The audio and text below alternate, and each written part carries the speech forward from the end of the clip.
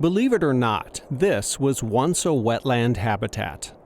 So Tacna Marsh was historically an oxbow of the Gila River. It was a popular fishing spot and a home to endangered birds. Now the Arizona Game and Fish Department is bringing the wetland back with some habitat restoration. That's what we're doing here today, is we're putting down a synthetic liner and a geofabric below and above that to protect that liner.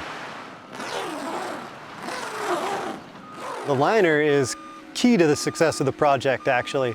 It was paid for with donations from people like you who value conservation. Those gifts through azwildlifehero.com help a lot because Game and Fish gets 0 tax dollars from the state's general fund. And so having that funding from the Conserve and Protect grant and the donations made through that program is really what is making this project work. Tacna Marsh is part of the Quigley-Ashe Wildlife Area, which is located north of Interstate 8 between Dateland and Yuma. We've got a little bit of this cottonwood and willow, but most everything's creosote or your typical desert scrub. Arizona Game and Fish purchased the property in 1995 primarily to preserve Tacna Marsh. It went from an 18-acre wetland to about a 1-acre wetland.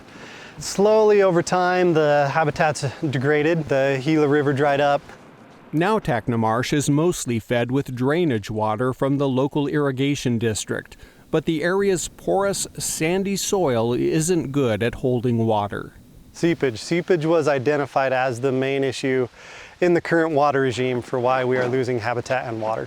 The liner will solve that problem, and eventually it will be hidden and protected under a foot of soil. We've got an 1.5 acre pond here.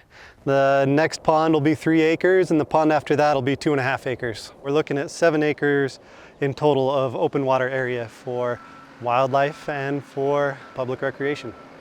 So a big thank you to all of our wildlife heroes for helping us keep water in Tacna Marsh. Oh, it's great. It's very exciting for us as well as everyone in the area who's really looking forward to having this wetland back.